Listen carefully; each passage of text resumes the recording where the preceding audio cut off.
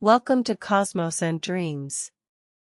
Tonight, we explore the invisible forces that make up most of our universe, dark matter and dark energy, hidden in plain sight, silently shaping every galaxy, every void, every quiet corner of existence. If the universe is your kind of bedtime story, subscribe before you drift off. Now get comfortable, close your eyes, and let science carry you to sleep. Opening meditation. Close your eyes now, if you haven't already. Let your body settle into wherever you are resting, feel the weight of your limbs growing heavier, feel the gentle rise and fall of your own breathing, and allow the world outside this moment to grow quieter and more distant. Tonight, we are going to drift together through one of the greatest mysteries the human mind has ever encountered. Not a mystery locked in some ancient chest or buried beneath the earth, but a mystery that surrounds you right now, woven into the very space between your fingers, threading through the room you are lying in, stretching across the vast dark fields between the stars. Most of what exists in this universe cannot be seen. It cannot be touched. It does not shine, it does not burn, it does not make a sound. And yet it holds the cosmos together. It bends the paths of ancient light. It determines whether the universe grows forever outward or one day breathes its last. Scientists call it dark matter. They call it dark energy. And what they know about these forces would fill only a small library. What they do not know would fill an ocean. Tonight, we will walk quietly through that mystery together, through the lives of the curious and brilliant people who first glimpsed these hidden forces, through the discoveries and the failures and the moments of astonished wonder, through the experiments at the edge of human capability and the questions that still keep physicists awake long after midnight. But right now, simply breathe. Let your thoughts settle like dust in still air. And when you are ready, let us begin. Part 1: The Shape of the Invisible, a Universe We Cannot See. There is a thought experiment that scientists like to offer students when they first begin studying cosmology, the science of the universe as a whole. Imagine, they say, that you are an ant living on the surface of a soap bubble. You can walk in any direction you choose. You can measure the curvature beneath your feet. You can observe the other ants around you, watch them move, track their behavior, study the forces that seem to push or pull them across the surface. But you cannot see the soap bubble itself. You cannot step back and look at it from the outside. You have only your measurements, your instruments, your mathematical equations, and your imagination. In many ways, that ant is us. Humanity lives inside the universe we are trying to understand. We cannot step outside it. We cannot hold it in our hands and turn it over in the light. We are immersed in it, embedded in it, made from it.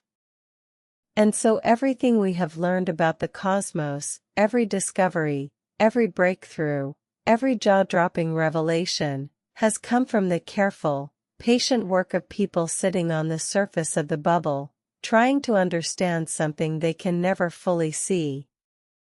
For most of human history, the universe seemed reasonably simple. Look up on a clear night and you could count the stars, a few thousand visible to the naked eye, scattered like salt across the dark cloth of the sky. The ancient Greeks imagined these stars fixed to a crystalline sphere rotating around the earth. Medieval astronomers added complexity, spheres within spheres, each planet moving in its own celestial track. And then, gradually, the universe grew larger. Copernicus placed the sun at the center. Galileo peered through his crude telescope and found moons orbiting Jupiter, proof that not everything circled the Earth.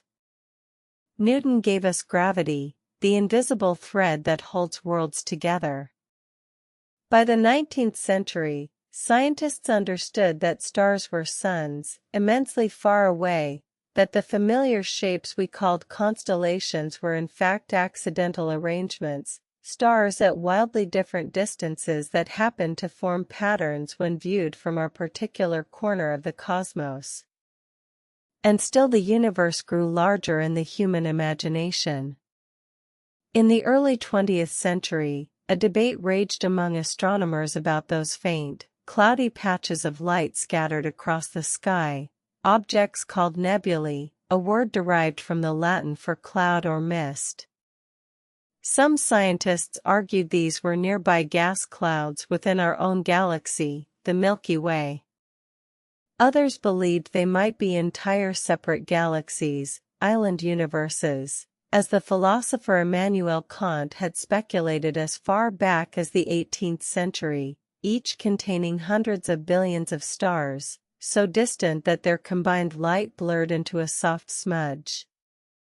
This debate was settled in the 1920s, when a careful and methodical astronomer named Edwin Hubble used the largest telescope in the world, the Hooker telescope on Mount Wilson in California, to resolve individual stars within the Great Andromeda Nebula. By measuring the brightness of a special class of variable stars called Cepheids, stars that pulse with a brightness directly related to their distance, Hubble determined that Andromeda was not a gas cloud within the Milky Way. It was a separate galaxy, roughly 1 million light-years away. The actual distance turned out to be even greater, closer to 2.5 million light-years, but the point was made. The Milky Way was not the entire universe. It was merely one among many. And then Hubble made an even more startling discovery. When he measured the light coming from these distant galaxies, he found that almost all of them were moving away from us, and the farther away they were, the faster they were receding. The universe was not static. It was not fixed. It was expanding. This was almost incomprehensible. It implied that if you could run time backward like a film in reverse, all those rushing, separating galaxies would converge. The universe had a beginning, a moment of unimaginable density and heat that scientists would eventually call the Big Bang. Everything we see, everything we know, everything we are made from, all of it had once been compressed into a space smaller than a proton. This was the universe humanity thought it understood, or was beginning to understand, by the mid-20th century. A vast, expanding cosmos of galaxies and stars, governed by gravity, shaped by the physics of Einstein and Newton. Beautiful. Mind-bending. And, as it turned out, fundamentally incomplete. Because as the instruments grew more sensitive, as the mathematics grew more precise, as the observations multiplied and the data accumulated, a troubling pattern began to emerge. The universe, when you looked at it carefully enough, simply did not add up. The stars and galaxies moved in ways that gravity alone could not explain, unless there was far more matter than anyone could see. The paths of light bending around massive galaxy clusters followed curves far too sharp for the visible mass to account for. The universe's large-scale structure, the vast filaments and walls and voids that galaxies were arranged into, required a kind of cosmic scaffolding that ordinary matter could never have provided. Something was missing. Something enormous. Something invisible. And not just missing in one or two places, missing everywhere, at every scale, in every direction. The visible universe, every star, every planet, every moon, every cloud of gas, every human being who had ever lived, turned out to account for less than 5% of everything that exists. The remaining 95% was something else entirely. Tonight we will follow the story of how scientists discovered this, how they argued about it, doubted it, refined it, and eventually were forced to accept it. We will meet the astronomers who first glimpsed the invisible. We will trace the long, winding path from confusion to hypothesis to something approaching understanding. And we will sit quietly with the profound questions that remain unanswered to this day. Settle in. Take a slow, easy breath. The story of the dark universe is a long one, and a beautiful one, and it begins, as so many great scientific stories do, with someone noticing something that did not quite make sense. Part 2, Fritz Zwicky and the Missing Mass. In the early 1930s, at the California Institute of Technology in Pasadena, there worked an astronomer of remarkable intelligence and equally remarkable difficulty. His name was Fritz Zwicky. He was Swiss-born, trained in physics and mathematics, and possessed of a mind that could leap across conceptual distances that left his colleagues breathless, sometimes with admiration, and sometimes with frustration. Zwicky was not an easy man to work with. He was argumentative and combative, quick to take offense and quicker still to give it. He called colleagues who he felt had stolen or ignored his ideas spherical bastards. Spherical, he explained with evident satisfaction, because they were bastards no matter which way you looked at them. His relationships with other scientists were often stormy. His contributions to astronomy, however, were genuinely extraordinary. In 1933, Zwicky turned his attention to a collection of galaxies known as the Coma Cluster, a dense gathering of over 1,000 galaxies located roughly 320 million light-years from Earth. He was interested in applying a principle from physics called the virial theorem, which relates the average kinetic energy of a system of objects to the potential energy associated with the gravitational forces holding the system together. In plain terms, if you know how fast the galaxies in a cluster are moving, and you know how massive the cluster is, you can predict whether those galaxies should be gravitationally bound, held together in a stable cluster, or whether they should fly apart. Zwicky measured the velocities of individual galaxies within the Coma cluster by analyzing the Doppler shift of their light, the same principle that makes an ambulance siren change pitch as it passes you. Light from objects moving away from us is stretched toward the red end of the spectrum, while light from objects approaching us is compressed toward the blue. By carefully measuring these shifts, Zwicky could determine how fast each galaxy was moving relative to the cluster's center. What he found was deeply puzzling. The galaxies were moving far too fast.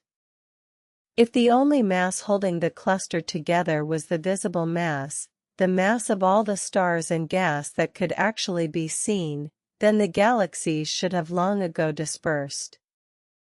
The cluster should not exist. And yet it did, clearly stable, clearly gravitationally bound, clearly a cluster. The velocities implied a total mass somewhere around 400 times greater than the visible mass. Something enormous must be providing the gravitational glue that kept this cluster together. Something that could not be seen. Zwicky called this missing material dunkle Materie, dark matter, using the German word because German was then still the primary language of advanced physics, a tradition dating back through Einstein and Planck and Heisenberg and a great generation of European physicists who had defined the field in the 20th century's early decades. It was a remarkable insight, arrived at by rigorous mathematical reasoning from careful observational data. And for decades, almost nobody paid serious attention to it. There were reasons for this, and they were not entirely unreasonable. Zwicky's reputation for abrasiveness made other scientists cautious about endorsing his claims. His estimate of the coma cluster's mass required certain assumptions that could be questioned. And there was always the possibility, which physicists and astronomers preferred, that the discrepancy would eventually be explained away by some more conventional mechanism. Perhaps the cluster contained large amounts of very faint stars, or diffuse gas, or some other ordinary matter that simply hadn't been detected yet. The scientific community filed Zwicky's dark matter observation away in its collective memory, noted it in passing in the occasional paper or textbook, and largely moved on to other things. The universe, as far as most researchers were concerned, was strange enough without introducing mysterious invisible matter to account for anomalies that might have perfectly ordinary explanations. And slowly, carefully, new generations of astronomers began to examine the universe with more sensitive eyes, asking more precise questions, demanding more careful answers. And the universe, to their growing disquiet, kept giving them the same troubling response. Something was missing. Something large. Something dark. Fritz Zwicky died in 1974, at the age of 75, still arguing with the astronomical establishment, still insisting that his contributions had been undervalued and his ideas stolen. He did not live to see his dark matter hypothesis vindicated in the most decisive way imaginable. But the confirmation was coming. And it would come from a direction he might not have predicted, from the careful, painstaking work of a woman whom the astronomical establishment had for a long time found equally easy to overlook. Part 3: Vera Rubin and the Spinning Galaxies. Vera Rubin was born in Philadelphia in 1928. From childhood, she was fascinated by the stars. She remembered watching the night sky through her bedroom window, tracking the movement of the heavens with a homemade telescope her father helped her build. She studied astronomy at Vassar College in New York, one of the few institutions in America at that time that would seriously educate women in the sciences, and went on to graduate study at Cornell and then Georgetown University, where she eventually completed her Ph.D. Her career was shaped, from the beginning, by the particular obstacles that confronted women in mid-20th century science. When she arrived at Princeton to inquire about their graduate program in astrophysics, she was politely informed that women were not admitted. When she presented her early research at a meeting of the American Astronomical Society, she was the only woman in the room, and her results were received with a mixture of skepticism and dismissiveness that had as much to do with her gender as with the quality of her science. She persisted, methodically, with a kind of quiet determination that would eventually prove far more powerful than any argument she might have made about fairness or opportunity. By the 1960s and into the 1970s, Rubin was working at the Carnegie Institution of Washington, collaborating with astronomer Kent Ford, who had developed a remarkable new spectrograph, an instrument for splitting light into its component wavelengths with extraordinary precision. Together they turned this instrument toward spiral galaxies, mapping the rotation of stars within those galaxies by measuring the Doppler shifts of their light. The question they were asking was seemingly straightforward. How fast do stars rotate around the center of a galaxy? And how does that rotation speed change with distance from the galaxy's center?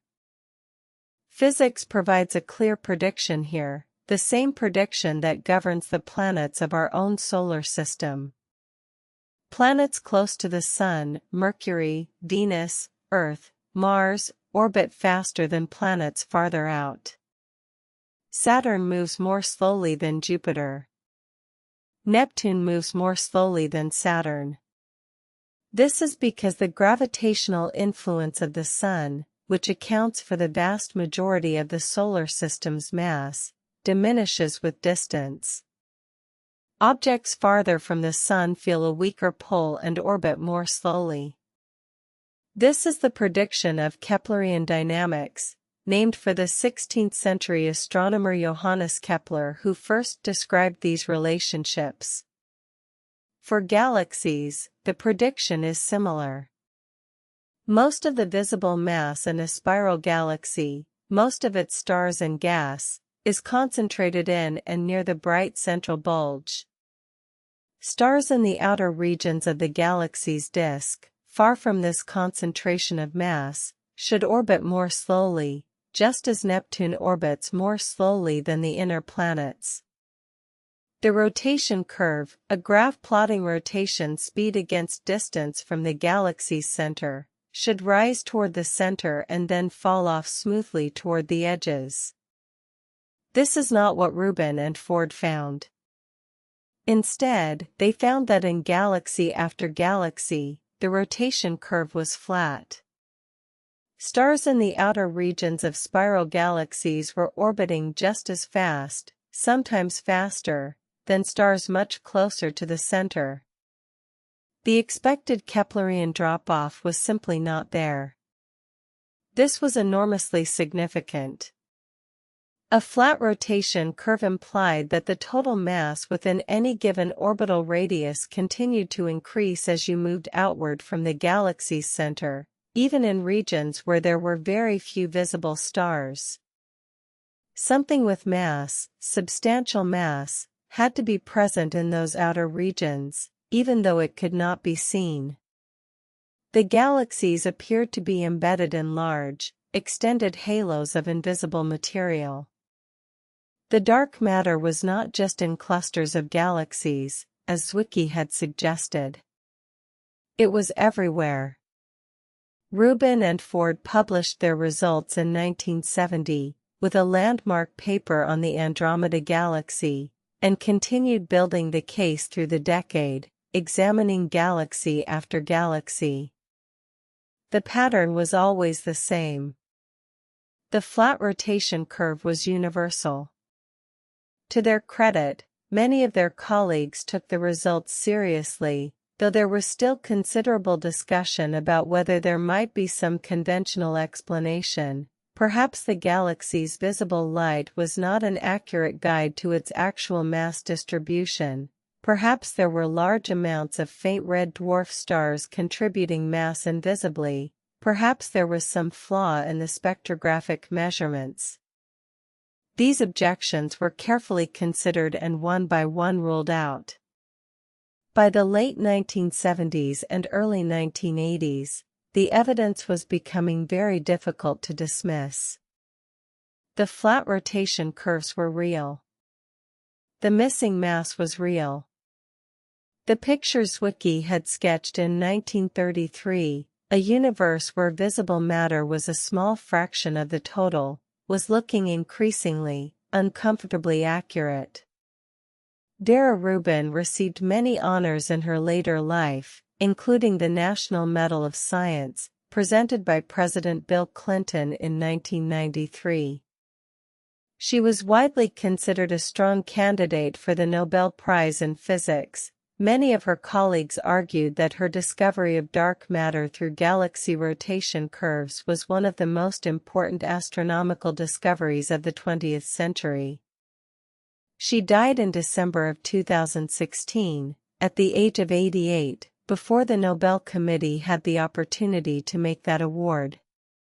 The Nobel Prize is not awarded posthumously, and so the woman who did more than almost anyone to establish the reality of dark matter never received physics' highest honor.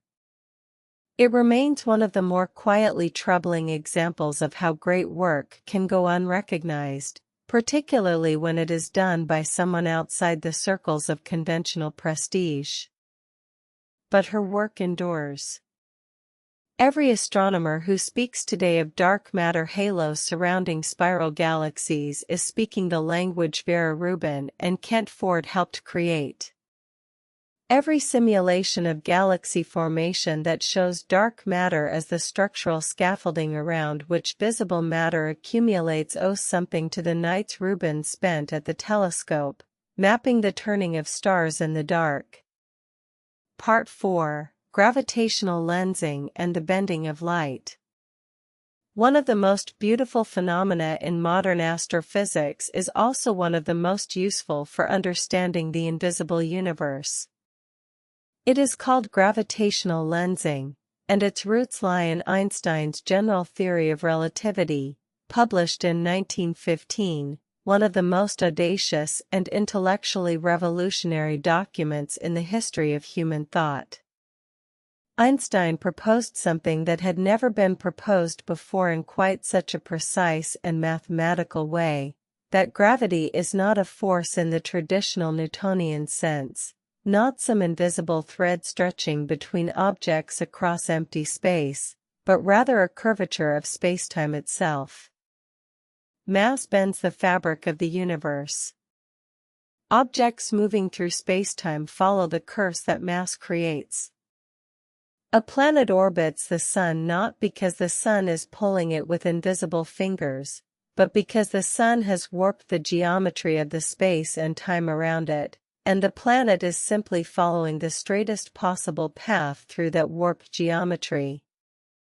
One immediate and testable prediction of this theory was that light itself, which travels through spacetime, should follow those curves. Light from a distant star passing close to the sun should be bent by the sun's gravity, deflected slightly from a straight line. Newton's theory also predicted a slight deflection of light, but Einstein's prediction was exactly twice as large. In 1919, during a total solar eclipse, 2 British expeditions, one in Brazil and one on an island off the west coast of Africa called Principe, photographed stars visible near the edge of the sun's disk with the sun's own light temporarily blocked by the moon. Astronomer Arthur Eddington led the Principe expedition. The photographs, when carefully measured and compared to photographs of the same star field taken at other times of year when the sun was not nearby, showed exactly the deflection Einstein had predicted. Not Newton's smaller value. Einstein's larger one. What Einstein had described for the sun could in principle occur for any massive object, a star, a galaxy, a cluster of galaxies. Sufficiently massive objects between us and a distant light source would bend the light from that source, distorting, magnifying, and sometimes duplicating its image. This is gravitational lensing. The first gravitational lens was observed in 1979, when astronomers discovered what appeared to be 2 identical quasars, brilliantly luminous objects in the far universe, separated by a small angle on the sky. Careful analysis revealed that the 2 images were actually of the same quasar, split into twins by the gravitational field of a galaxy lying almost exactly on the line between us and the quasar. The galaxy was bending the light around both sides of its mass, creating 2 separate paths for the quasar's light to reach us, and hence 2 images. Subsequent decades brought ever more spectacular examples. Gravitational arcs, enormously elongated, curved images of distant galaxies stretched into luminous ribbons by the lensing power of foreground galaxy clusters.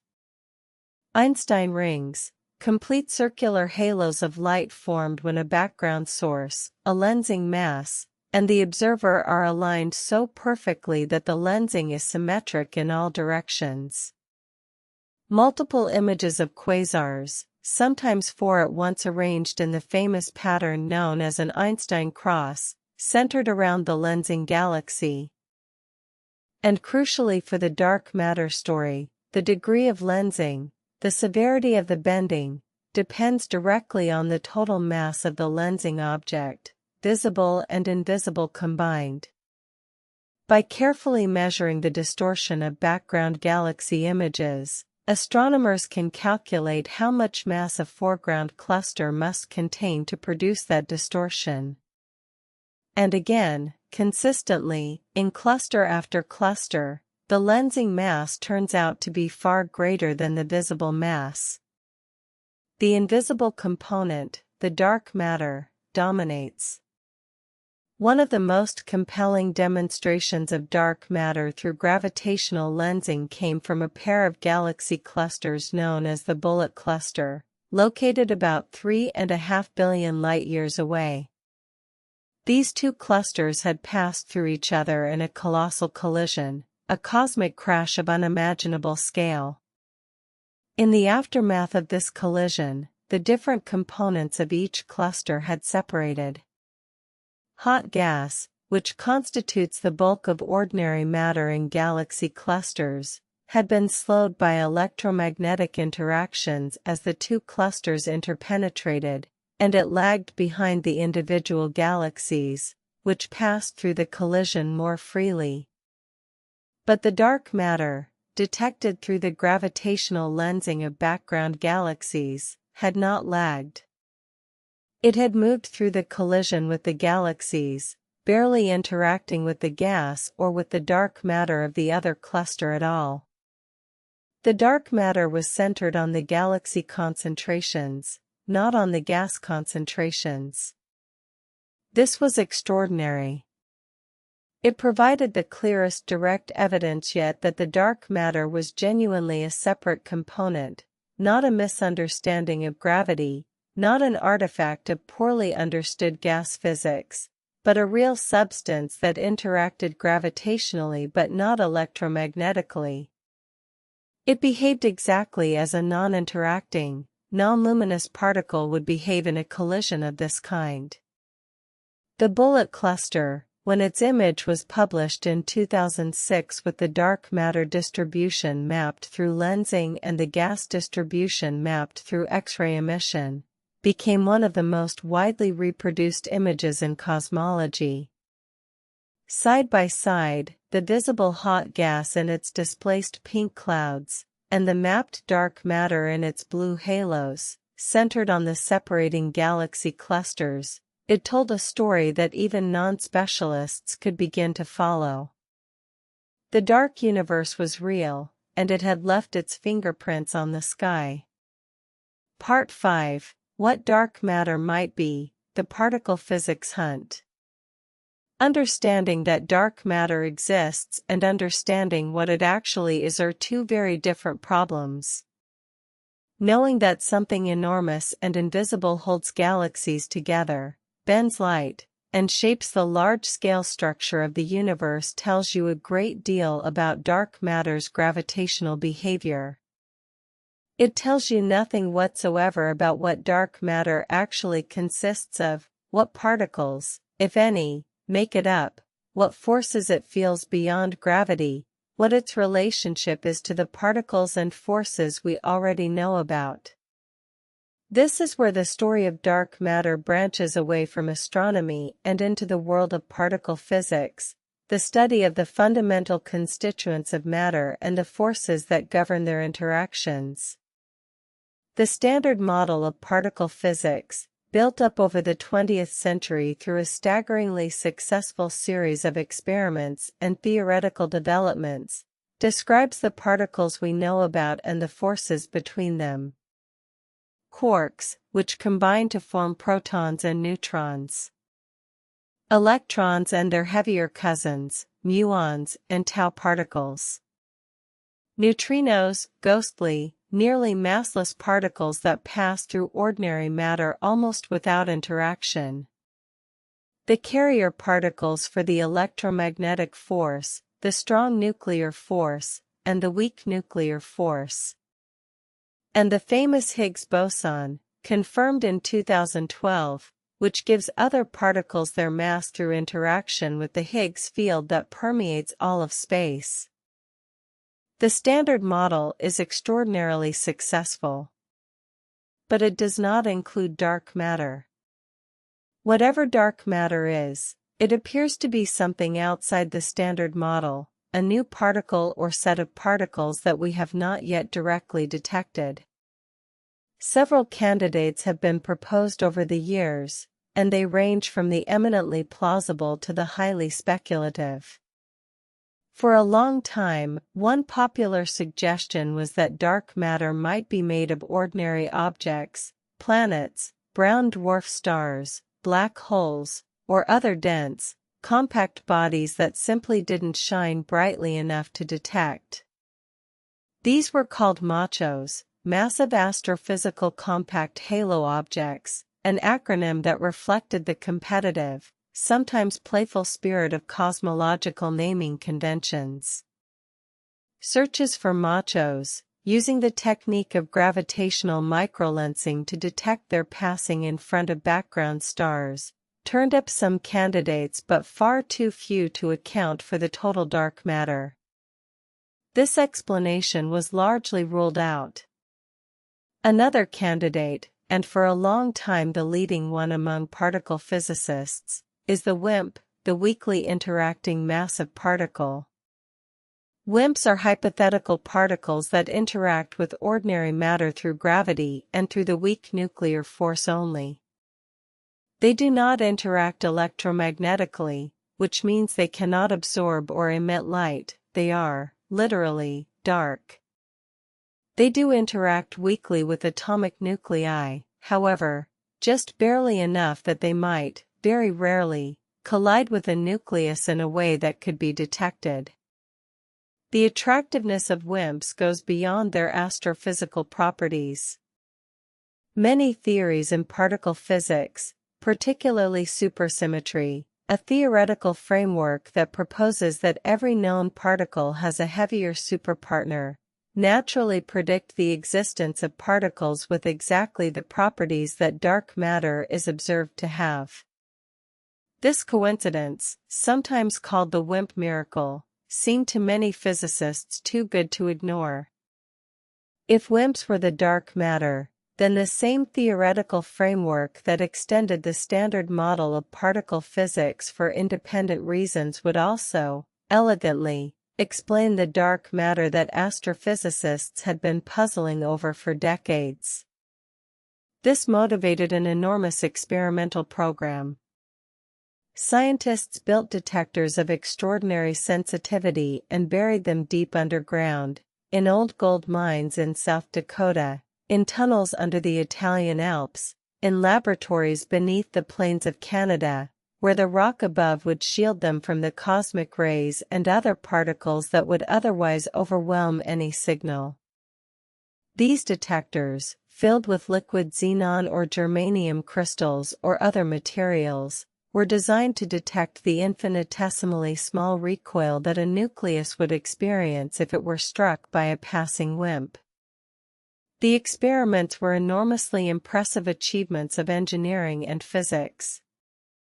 The Large Underground Xenon Detector, or LUX, in the Homestake Mine in South Dakota, was so sensitive that it could detect single electrons. Its successor, LUX Zeppelin, or LZ, which began operations in the early 2020s, was even more capable. The xenon experiments under the Gran Sasso Mountain in Italy achieved sensitivities that would have seemed impossible a generation earlier. And yet, no WIMPs were found. Experiment after experiment returned the same result: no signal above background, no evidence of WIMP interactions. The null results were not total failures. Each non-detection ruled out WIMPs with a certain range of masses and interaction cross-sections, constraining the parameter space in which WIMPs could hide. But the confidence that WIMPs would eventually show themselves, which had been high in the early 2000s, began to erode as the experiments grew ever more sensitive and ever more empty of new signal. Meanwhile, the Large Hadron Collider at CERN, the great circular particle accelerator straddling the Swiss-French border near Geneva, had been expected by many physicists to produce evidence of supersymmetric particles, the theoretical cousins of known particles that might include WIMP candidates. The LHC discovered the Higgs boson in 2012, a triumph of both theory and experiment.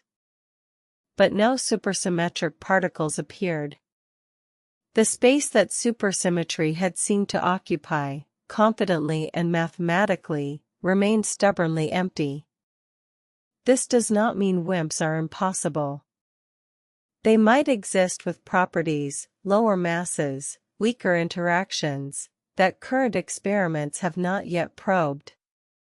But the hypothesis is under significant pressure, and physicists have been broadening their search to consider other candidates with increasing seriousness.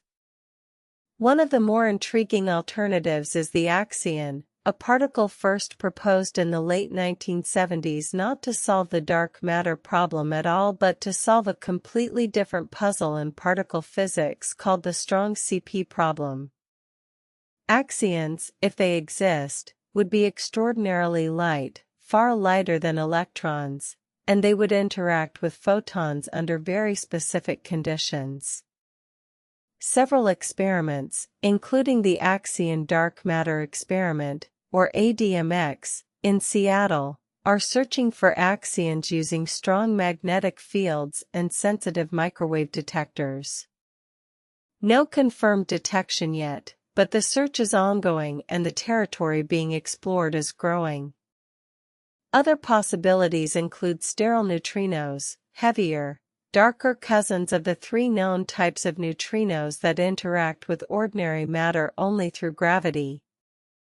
And there are more exotic proposals, primordial black holes, formed in the early universe before any stars existed, which could in principle constitute some or all of the dark matter without requiring any new particles at all. The discovery of gravitational waves by the LIGO Observatory in 2015, itself a stunning confirmation of Einstein's theory, renewed interest in primordial black holes, as some proposed models suggested that such black holes might merge at rates consistent with LIGO's detections. The hypothesis remains under active investigation. The search for the identity of dark matter is one of the most active frontiers in all of physics, engaging thousands of researchers across dozens of countries and a remarkable diversity of experimental approaches. It is a hunt without a confirmed quarry, conducted in the dark, by extraordinary people with extraordinary tools, chasing something that might be almost anything. Part 6: The Cosmic Web. Dark matter as architect of the universe. To understand the role dark matter plays in the large-scale structure of the universe, we need to step back, very far back, and consider the cosmos on its grandest scales. When astronomers map the positions of galaxies across vast volumes of the universe, they do not find those galaxies scattered uniformly in space, like raisins distributed evenly through a cake. Instead, they find an astonishing structure, a cosmic web of filaments and sheets and nodes, with enormous empty voids between them. Galaxies cluster together in superclusters, which are connected by long filaments of gas and stars, which in turn border vast regions of space, cosmic voids, that contain almost nothing at all. The largest structures in this cosmic web are almost beyond the power of human intuition to grasp. The Sloan Great Wall, a massive sheet of galaxies discovered in 2003 through the Sloan Digital Sky Survey, stretches roughly 1 billion light-years across. The Hercules Corona Borealis Great Wall, identified in 2013, may extend more than 10 billion light-years, a structure so large that it challenges current theories of how structure could have formed in the age of the universe. How did this web-like structure form? The answer, as far as our best current understanding goes, involves dark matter in an absolutely fundamental way. In the moments after the Big Bang, the universe was an almost perfectly uniform sea of hot, dense plasma, a mixture of ordinary matter and radiation with only the tiniest fluctuations in density from place to place. These fluctuations, quantum irregularities amplified enormously during a brief early period of exponential expansion called cosmic inflation, were the seeds of all the structure we see today. Over time, slightly denser regions of this plasma gravitationally attracted more material from their surroundings. Ordinary matter, however, could not begin to clump and collapse until the universe had cooled enough that matter and radiation separated, an event called recombination, occurring about 380,000 years after the Big Bang. Before recombination, ordinary matter was locked in the radiation-dominated plasma, unable to fall together under gravity because the pressure of radiation constantly resisted compression. Dark matter, however, does not interact with radiation. It feels no radiation pressure. And so, while ordinary matter was locked in the bright plasma of the early universe, dark matter could begin its quiet work, clumping and gathering under its own gravity, forming the first dark halos, sketching the first outlines of what would eventually become the cosmic web. By the time recombination occurred and ordinary matter was free to move, dark matter had already done billions of years of work, not literally billions of years. The process happened on cosmological timescales dictated by expansion and gravity, but the point is that the dark matter halos already had a head start. Ordinary matter fell into the gravitational wells that dark matter had prepared for it. The first stars and galaxies formed within those wells. The cosmic web grew from that dark scaffold. This is not mere speculation. Cosmological simulations, run on powerful supercomputers using the equations of gravity and fluid dynamics and the known physics of gas and stars, reproduce the observed structure of the universe remarkably well, but only when dark matter is included. Simulations that use only ordinary matter fail catastrophically to reproduce the cosmic web. They produce a universe that looks nothing like the one we observe. Add dark matter in the proportions that observations suggest, and the simulations produce filaments, voids, clusters, and superclusters that match the observed universe with striking precision. One of the most famous of these simulations is the Millennium Simulation, run in 2005 by the Virgo Consortium, a collaboration of European and American researchers. It tracked the gravitational evolution of over 10 billion simulated particles, representing dark matter, through 13 billion years of cosmic history, using months of computing time on some of the most powerful supercomputers then available.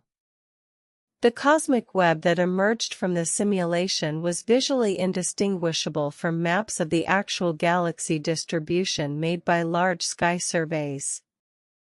The correspondence was beautiful and deeply reassuring to those who believed that dark matter was the key to understanding cosmic structure. Subsequent simulations have grown more sophisticated, incorporating not just dark matter but also the complex physics of gas, star formation, stellar feedback, and the growth of supermassive black holes at galaxy centers. The Illustris simulation, the Eagle simulation, the TNG simulation from the Illustris TNG collaboration, each has refined the picture, addressing discrepancies and adding detail. None of them works without dark matter. What this means, in the deepest sense, is something remarkable.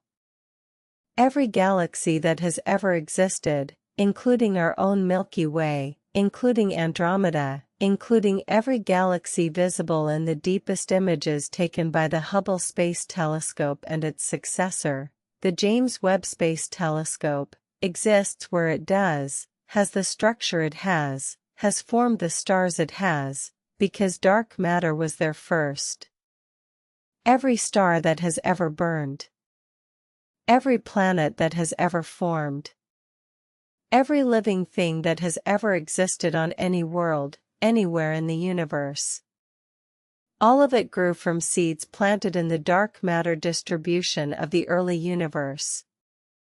We are, in a very real sense, children of the dark.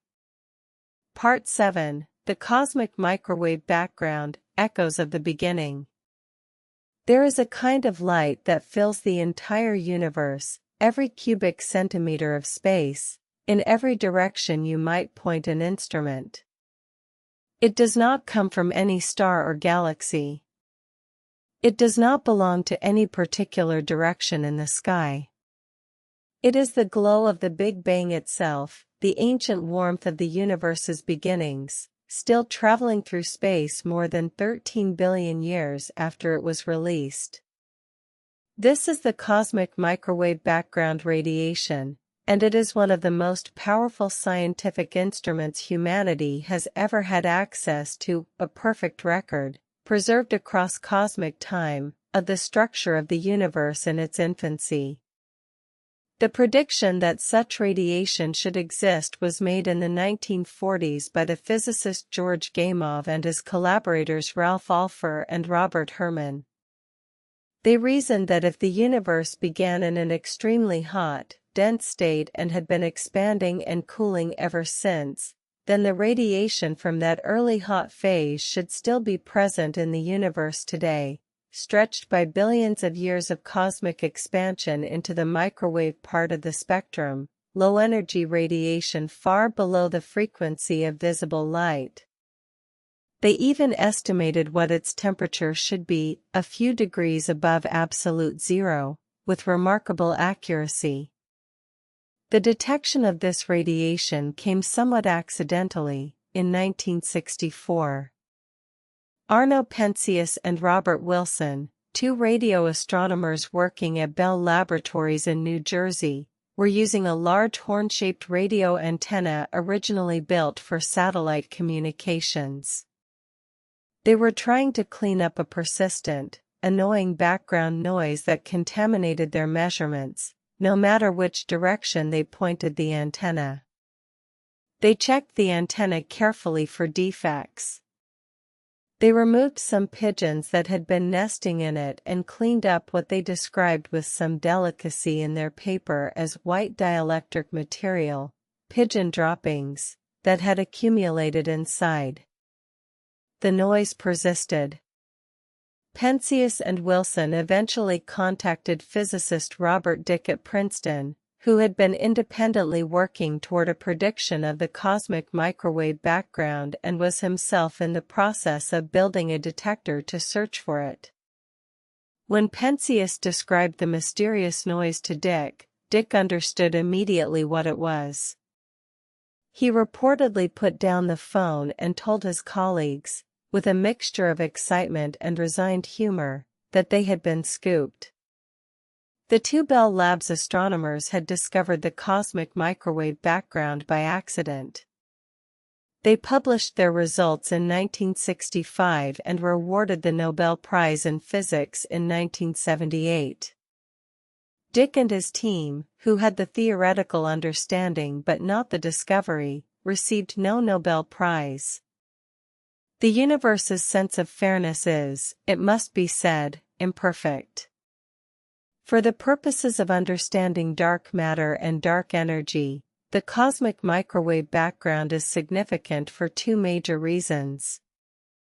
First, its temperature pattern across the sky, the tiny variations in temperature from one patch of sky to another, amounting to differences of about 1 part in 100,000, encodes an enormous amount of information about the universe's composition. The precise pattern of these fluctuations depends on the relative amounts of ordinary matter, dark matter, and dark energy present in the early universe, and on the fundamental physics governing their behavior. By mapping these fluctuations with great precision, as the COBE satellite did in the early 1990s, as the WMAP satellite did through the 2000s, and as the Planck satellite did through the 2010s, cosmologists could essentially read off the universe's composition from the sky itself. The Planck satellite, launched in 2009 and operated through 2013, produced the most precise map of the cosmic microwave background ever made. Its measurements confirmed, with extraordinary precision, that the universe is approximately 5% ordinary matter, 27% dark matter, and 68% dark energy. These numbers are now considered the standard cosmological model, sometimes called lambda-CDM, lambda for dark energy, represented by the Greek letter used in Einstein's equations, and CDM for cold dark matter.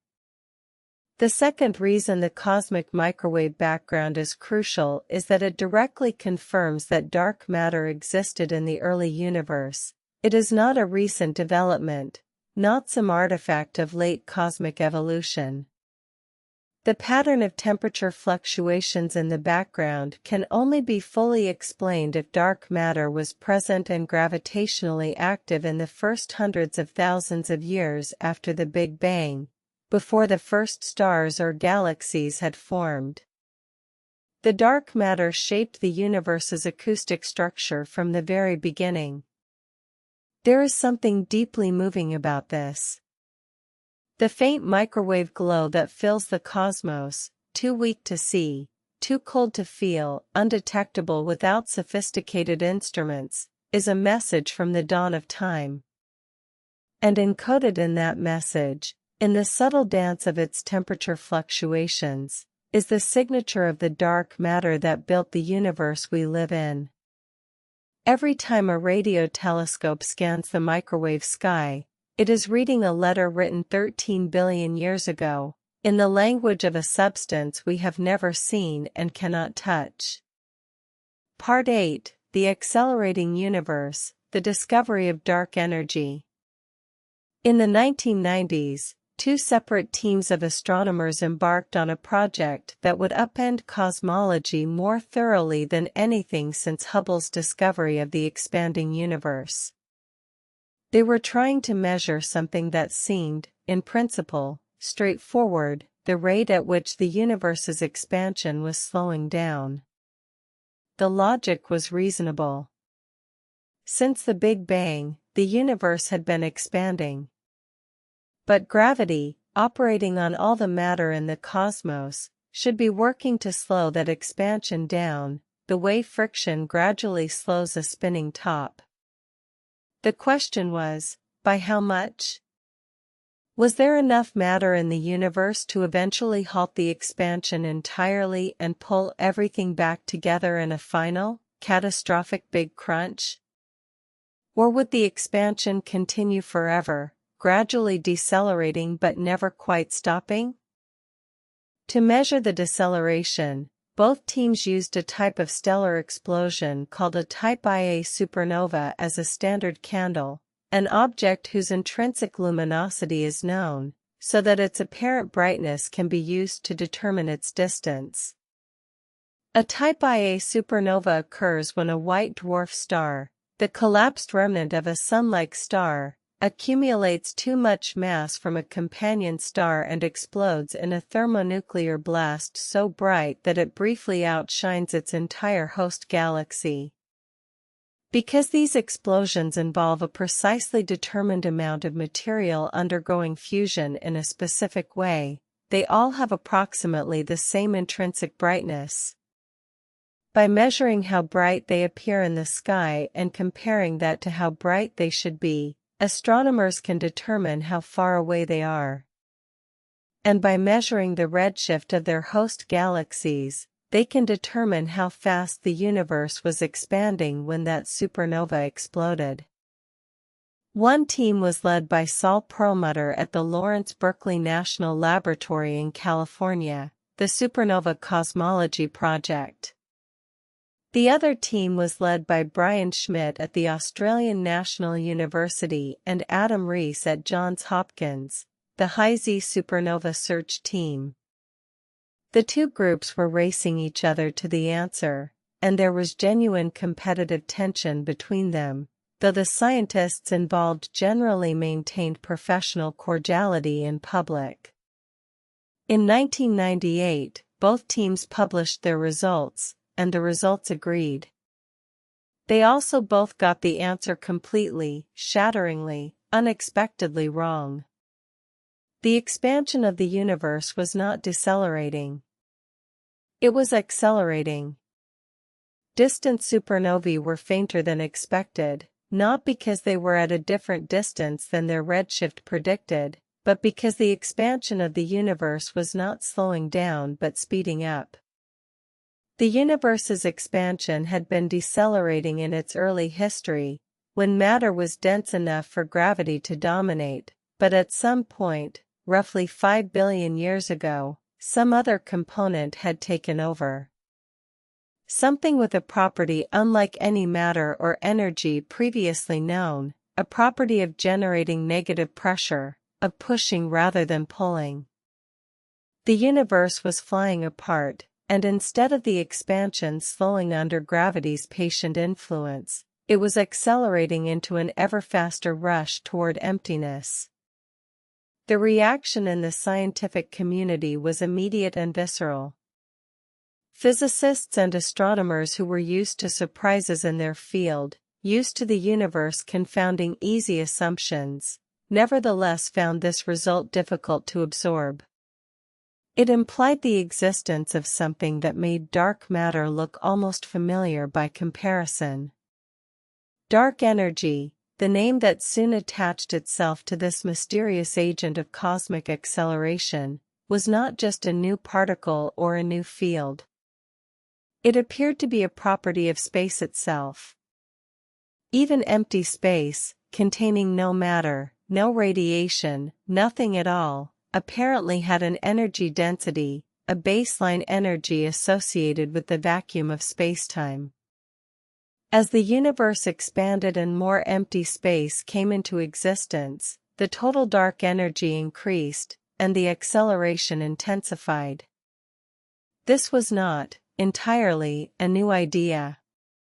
Einstein had included a term in his gravitational field equations, the famous cosmological constant, which had exactly this character, a constant energy density of the vacuum. He had introduced it in 1917, not because observations demanded it, but because without it his equations predicted a dynamic universe, either expanding or contracting, and the universe was then generally believed to be static. When Hubble's discovery of the expanding universe made a static model unnecessary, Einstein called the cosmological constant his greatest blunder and removed it from his equations. But the supernova observations of 1998 suggested that Einstein's blunder might have been right after all, or something very much like it. The cosmological constant, lambda, was back. And it dominated the energy budget of the universe. Saul Perlmutter, Brian Schmidt, and Adam Rees shared the Nobel Prize in Physics in 2011 for this discovery, one of the more clear-cut Nobel Awards in recent memory, given the magnitude and clarity of the result. Their observation had opened a new era in cosmology and created one of the deepest unsolved problems in all of physics. Part 9, The Cosmological Constant Problem, Why Nothing Weighs So Much.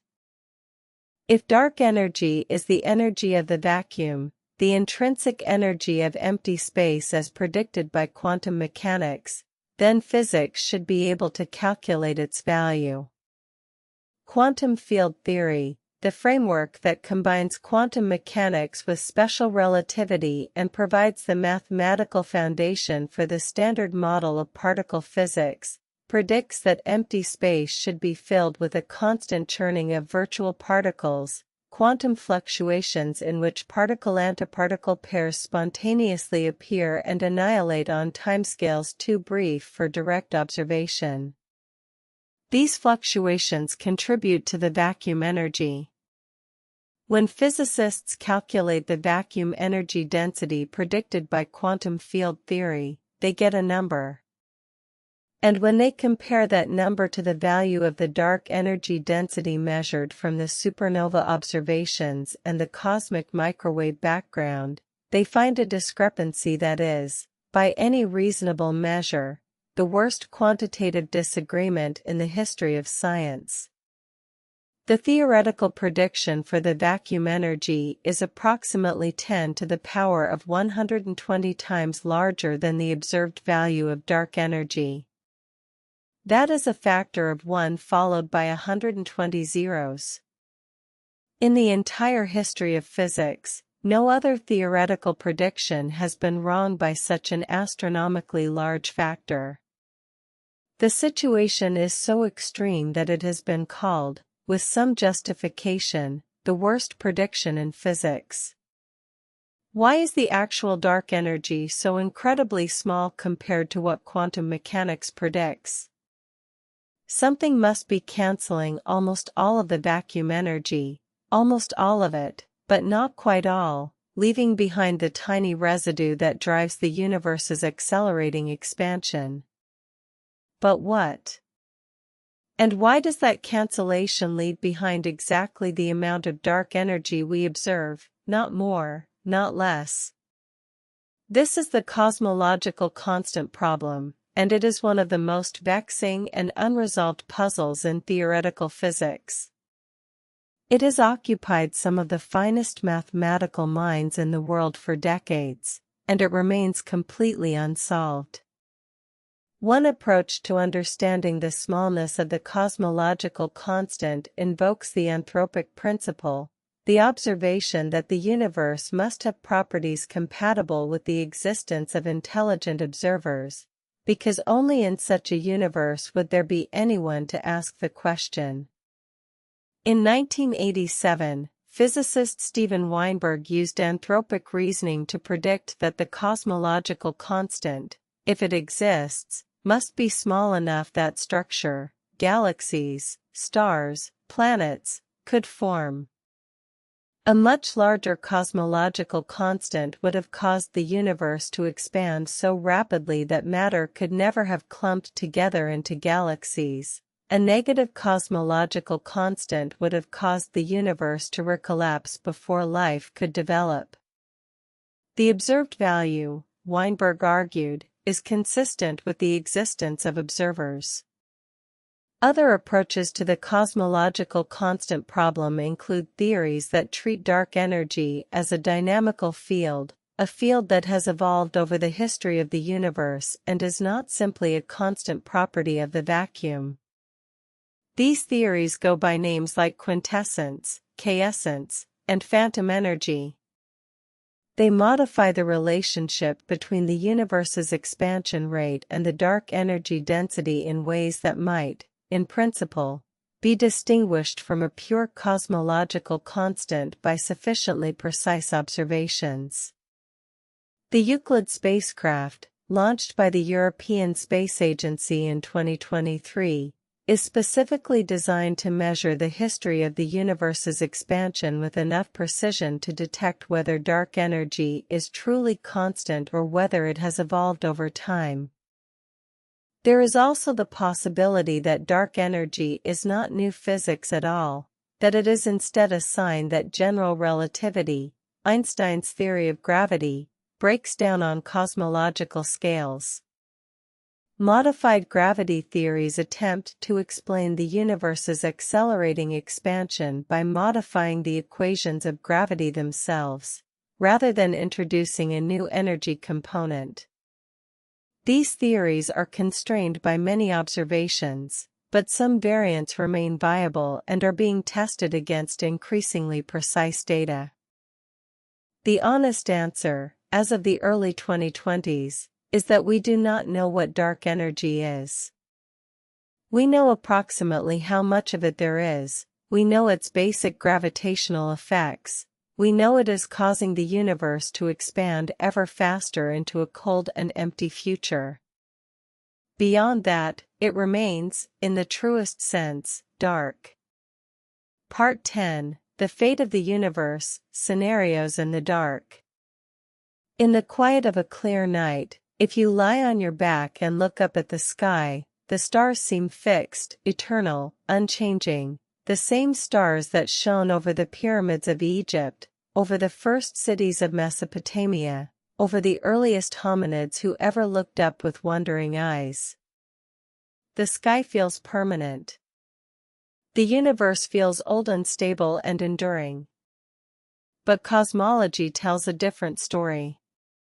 The universe has a history, and it will have a future, and that future, as best as our current understanding can project, is not a story of permanence but of change and loss and, eventually, an almost incomprehensible desolation.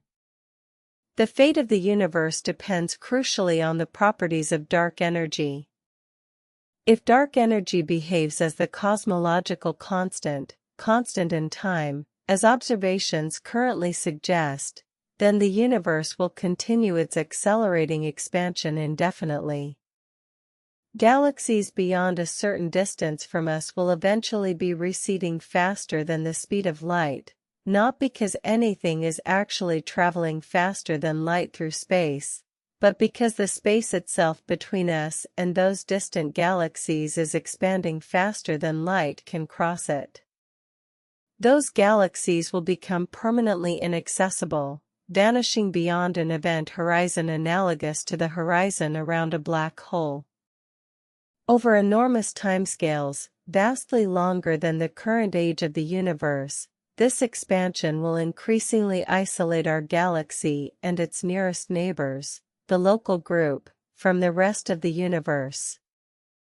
The Milky Way and Andromeda will eventually merge. They are already falling toward each other and are expected to collide in about 4.5 billion years, a slow-motion cosmic collision that will transform both spiral galaxies into a single large elliptical galaxy. The other members of the local group will eventually be gravitationally gathered into this merged entity or bound to it. But beyond the local group, the rest of the universe will grow unreachably distant. Over timescales of hundreds of billions of years, stars in the local group will exhaust their fuel and go dark. The most massive stars, burning fastest, will die first in spectacular supernovae, leaving behind neutron stars and black holes. Intermediate stars like our Sun will swell into red giants, engulfing any planets unfortunate enough to orbit close to them, before collapsing into white dwarfs. The smallest, most miserly red dwarf stars will burn on for trillions of years, 100 times the current age of the universe, but they too will eventually fade. After all the stars are dead, the galaxy will be populated by black holes, neutron stars, and the cold dark remnants of white dwarfs. Gravitational interactions will slowly scatter these objects, flinging most of them out of the galaxy into intergalactic space, while funneling others into the central supermassive black hole. Over timescales of 10 to the power of 30 to 40 years, even these remnants will dissolve, if proton decay is possible, as some theories suggest. Then ordinary matter itself will eventually disintegrate into radiation. Black holes will persist longest, evaporating through the process that Stephen Hawking predicted in 1974, the slow emission of thermal radiation due to quantum effects at the event horizon. A black hole with the mass of our Sun would take about 10 to the power of 67 years to evaporate. A supermassive black hole with billions of solar masses would take roughly 10 to the power of 100 years. But eventually, every black hole will evaporate too, leaving behind only a faint wisp of radiation spreading through an ever emptier, ever colder universe. This end state, sometimes called the heat death of the universe, or the Big Freeze, is the fate implied by a cosmological constant that drives eternal accelerating expansion. It is not a dramatic ending. There is no big crunch, no final compression, no reversal. Just the long, slow, quiet dissolution of all structure into a maximally disordered bath of low-energy radiation, spreading through an infinite, expanding void. But dark energy is not necessarily constant. If dark energy grows stronger over time, if the equation of state parameter W, which describes the relationship between dark energy's pressure and density, is less than -1, then the future is far more dramatic. In this scenario, called phantom energy, the dark energy density increases as the universe expands, driving an ever more violent acceleration. Eventually, this acceleration becomes strong enough to tear apart not just galaxies and stars but atoms and nuclei, in an event called the Big Rip. In the final moments before the Big Rip, the dark energy would be strong enough to overwhelm every force holding matter together, a sequence of destruction cascading down from the largest to the smallest scales, ending in the complete atomization of reality. Current observations do not clearly distinguish between a cosmological constant, which leads to the Big Freeze, and phantom energy, which leads to the Big Rip. The difference lies in the precise value of the dark energy equation of state, and while Planck and supernova observations have constrained it to be very close to -1, the cosmological constant value, the measurement uncertainties leave both scenarios open.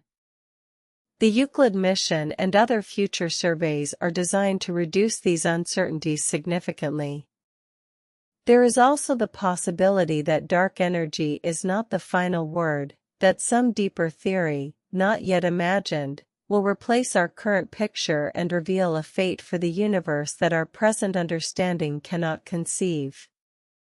The history of science is full of moments where the final answer turned out to contain a deeper mystery, and there is every reason to believe that cosmology is no exception. Whatever the fate of the universe, it is worth pausing here in the quiet of this moment to reflect on the strangeness of what we have uncovered.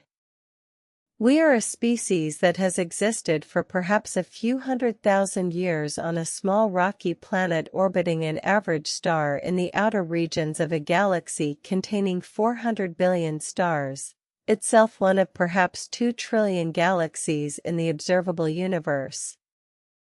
And we have figured out, through mathematics and observation and the accumulation of careful, humble, persistent inquiry, that we are a tiny fraction of a much vaster whole, that most of what exists is invisible to us, and that the very future of existence depends on the properties of a substance and a force we cannot yet fully explain.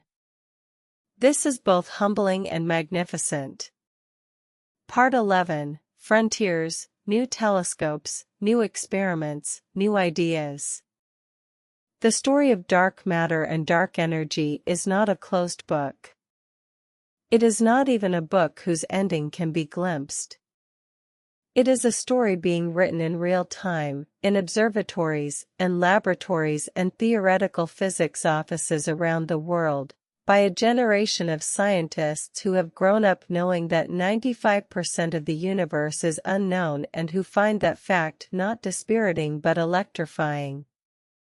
The James Webb Space Telescope, launched on Christmas Day of 2021 and beginning operations in 2022, represents the most powerful observatory humanity has ever sent into space.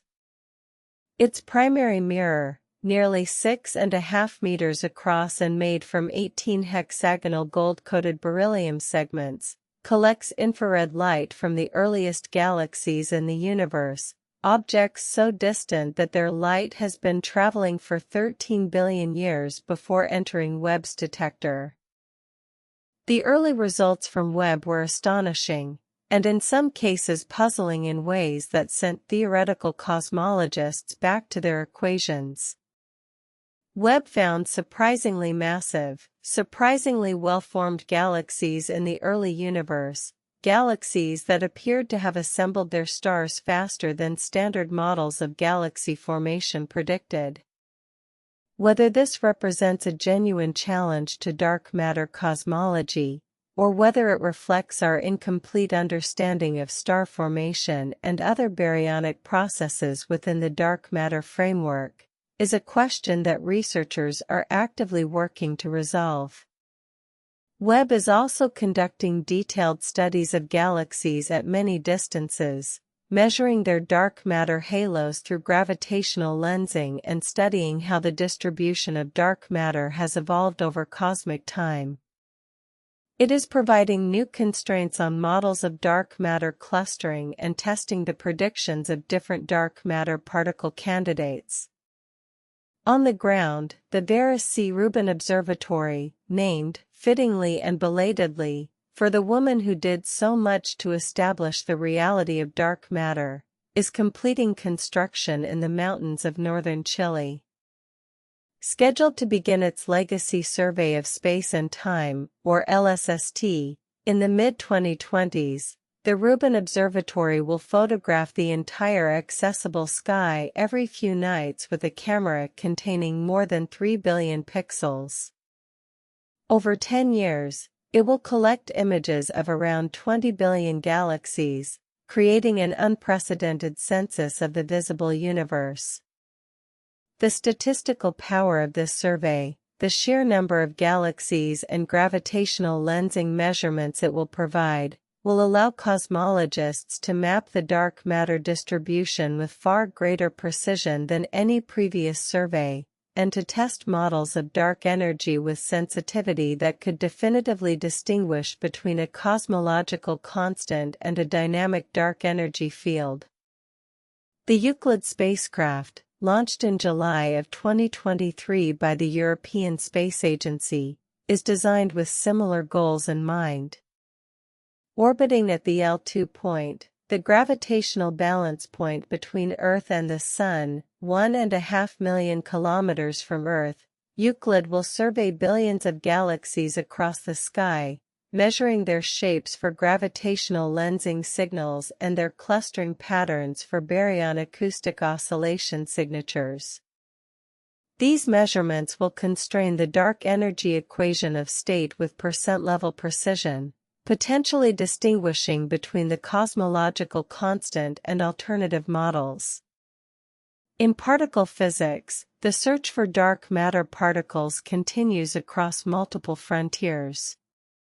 The next generation of direct detection experiments, including the LZ experiment in South Dakota and the XENONNT experiment in Italy, are probing smaller WIMP interaction cross-sections than any previous experiment. Indirect detection experiments, looking for the products of dark matter particle annihilation in the centers of galaxies or in galaxy clusters, are using the Fermi Gamma Ray Space Telescope and ground-based gamma ray observatories.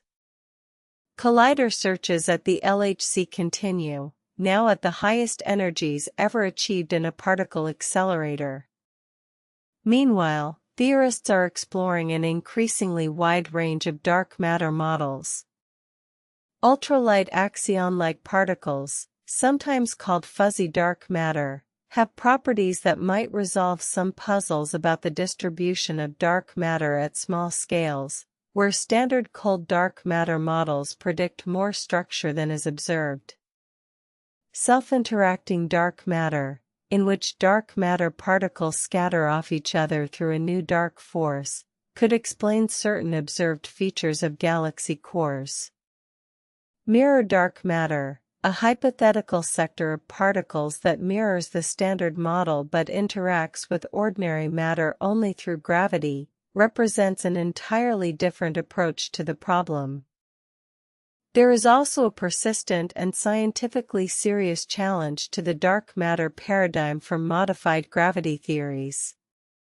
Modified Newtonian dynamics, or MOND, first proposed by Israeli physicist Mordechai Milgrom in 1983, posits that the laws of gravity are not Newton's or Einstein's at very low accelerations, accelerations typical of the outer regions of galaxies, but instead follow a modified relationship that naturally produces flat rotation curves without requiring any dark matter.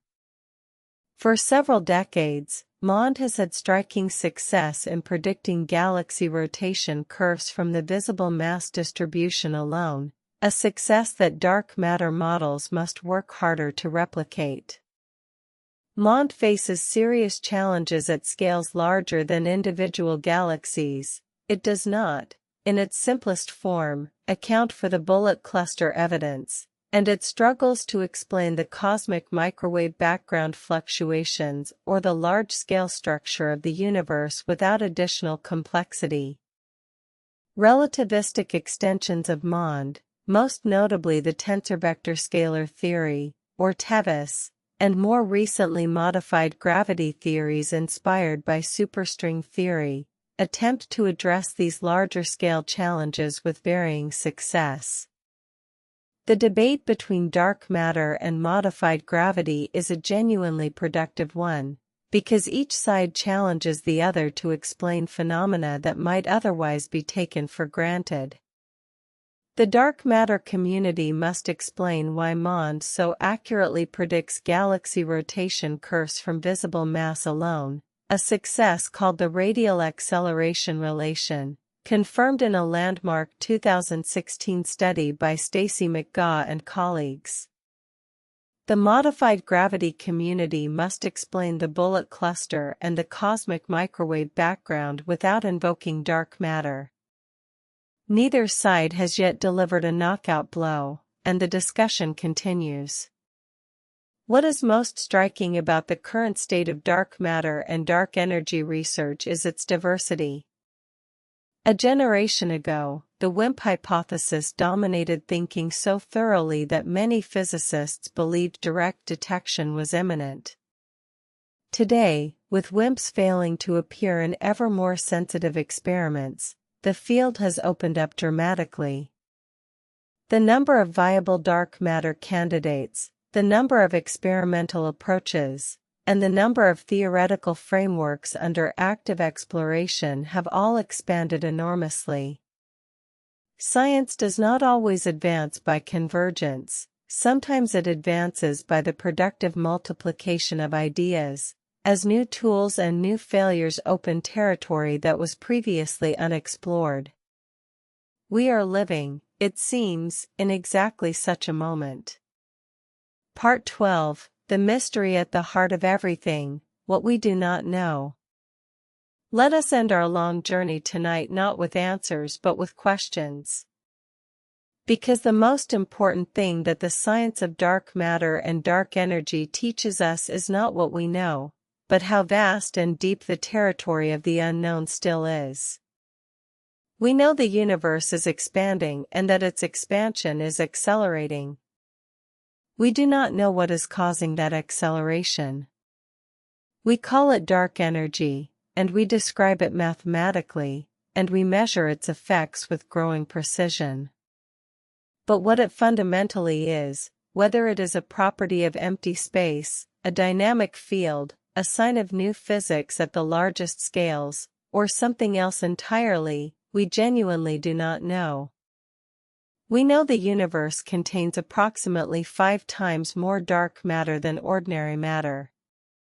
We know it exists, we know roughly how it is distributed, we know its gravitational effects at every scale from galaxy clusters to the cosmic microwave background. We do not know what it is made of. We have searched for WIMPs with extraordinary instruments and found nothing. We have looked for axions and found nothing confirmed. We have considered black holes and sterile neutrinos and a dozen other candidates. The identity of the dark matter remains unknown. There is a possibility, which physicists consider seriously though with evident reluctance, that dark matter might not be a single substance at all. Just as ordinary matter is made of many different particles, quarks and electrons and neutrinos, the dark sector might be equally complex, with its own particles and forces that interact with each other but not with us. The dark universe, in this scenario, is not a single mysterious substance but an entire parallel cosmos of matter and forces, existing alongside the visible universe, influencing it only through gravity, and perhaps through other faint interactions we have not yet characterized. There is also a deeper question that underlies all of this, one that physicists and philosophers of science have grappled with for decades. Our two greatest theories of physical reality, general relativity, which describes gravity and the large-scale structure of the universe, and quantum mechanics, which describes the behavior of particles at the smallest scales, are mutually inconsistent. They use different mathematical frameworks. They rest on different conceptual foundations. When applied to the same situation, the interior of a black hole, the moment of the Big Bang, they give contradictory answers. A theory that successfully unifies general relativity and quantum mechanics, a theory of quantum gravity, does not yet exist, despite decades of intense effort by thousands of brilliant physicists. String theory, loop quantum gravity, causal set theory, and other approaches have produced impressive mathematics and genuine insights, but none has yet produced a complete, testable, experimentally confirmed theory of quantum gravity. And it is entirely possible, many physicists believe it is likely, that a true theory of quantum gravity will change our understanding of dark matter and dark energy in ways that we cannot currently anticipate.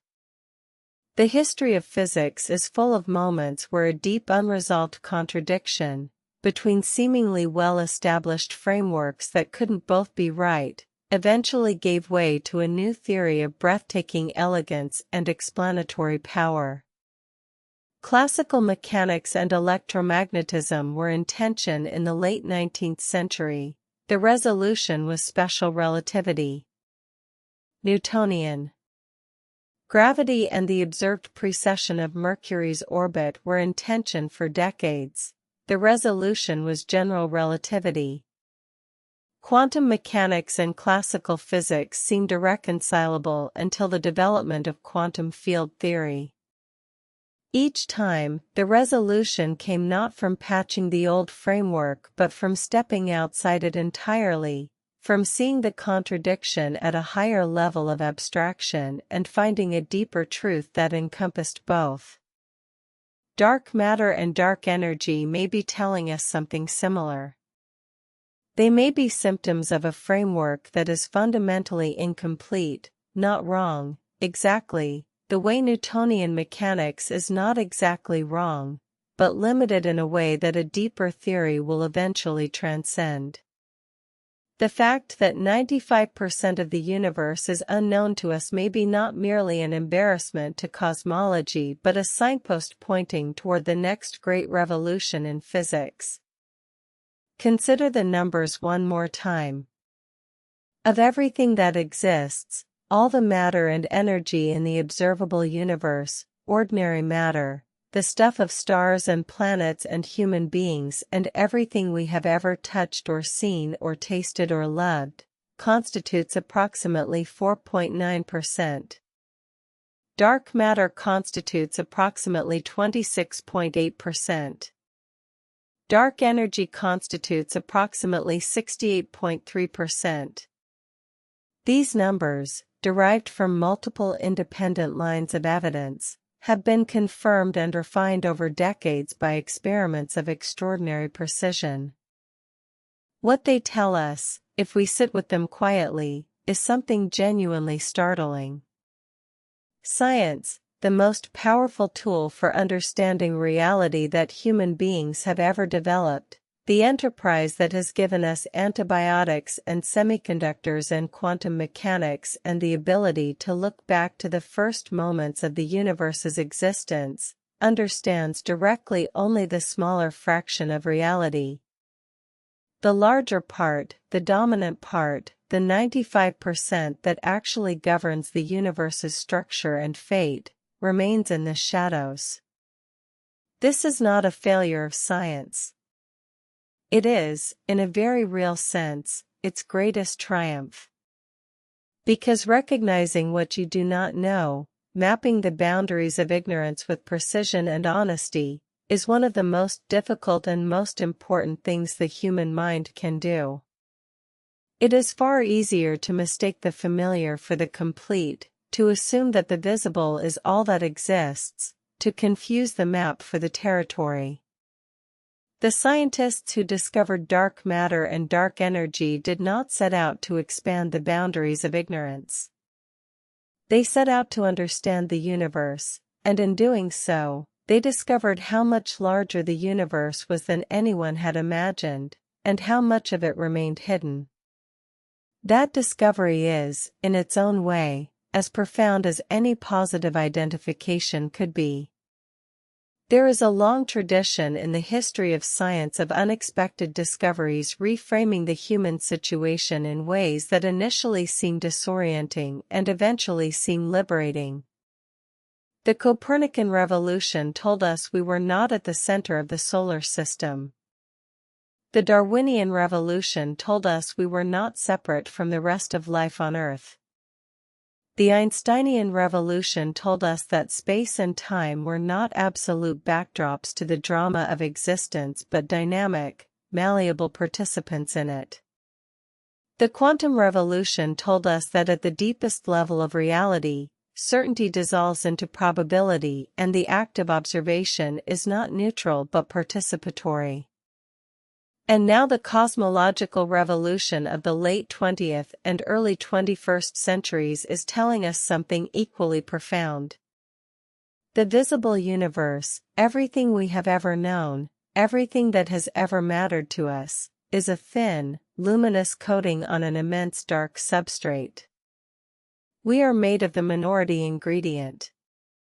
The dominant forces shaping our cosmic home are forces we cannot see and cannot yet explain. And we know this. We have discovered this truth about our own smallness and our own ignorance, using nothing but mathematics and light and the patient accumulation of careful observations by people sitting on the surface of a soap bubble, trying to understand from the inside out. There is something magnificent in that. Something worth holding gently in the mind as sleep approaches, the thought that the universe is so much larger and stranger than it appears, and that human curiosity has been large enough and patient enough to begin to glimpse that strangeness, and that the work continues, tonight and every night, in laboratories and observatories and late-lit offices, around a world that is itself a tiny bright speck in an ocean of the dark. The questions that remain open are not failures. They are invitations. They are the horizon toward which the next generation of curious, persistent, wonder-filled human minds is already moving. What is dark matter made of? What is the nature of dark energy? How does quantum mechanics reconcile with gravity? What happened in the first moments of the universe? Are there other universes? Is the cosmic web of large-scale structure the most complex pattern that exists, or is there something even larger, even more intricate, that we have not yet begun to glimpse? We do not know. And not knowing, when you sit with it in the right spirit, not with frustration, but with openness, is one of the most beautiful and expansive places the human mind can be. Tonight, let that openness carry you gently into sleep. Let the questions dissolve into the soft dark. Let the invisible universe do its quiet work, holding galaxies together, bending ancient light, pushing the cosmos ever outward into realms no telescope will ever reach, while you rest, warm and small and alive, on the surface of this unlikely, luminous world. Closing meditation. The universe is very large, and most of it is dark. And that is all right. You are here, breathing slowly in the quiet of this moment.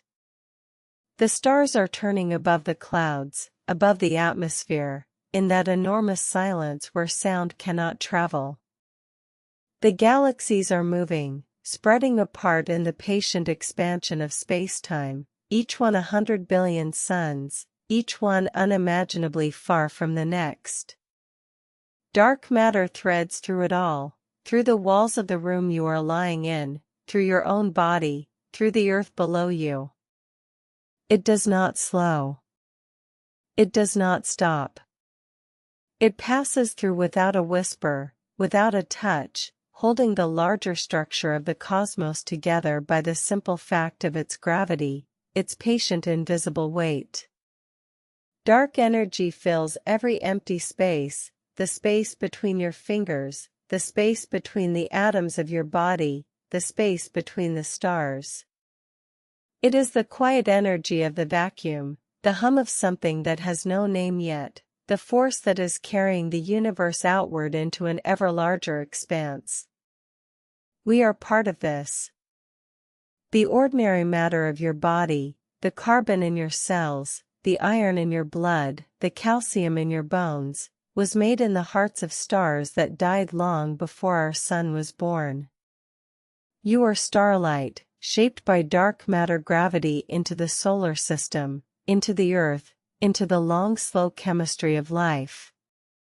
The universe does not know you are here. But you know you are here. And you know the universe. That is something extraordinary. Let your breathing slow now. Let your thoughts drift like galaxies at the edges of the observable universe, still present, still real, but growing quieter and more distant, receding into the warm dark of sleep. The mystery remains. The dark holds its secrets. And in the morning, or in the years ahead, someone somewhere will take one more careful measurement, run one more experiment, write one more equation, and perhaps, just perhaps, the dark will yield a little more of its truth. But that is for tomorrow. For now, simply rest. The universe is vast and patient. The questions can wait. Sleep now. If you're still awake, the universe is vast and full of wonder. Subscribe to Cosmos and Dreams for a new discovery every week. Sweet dreams.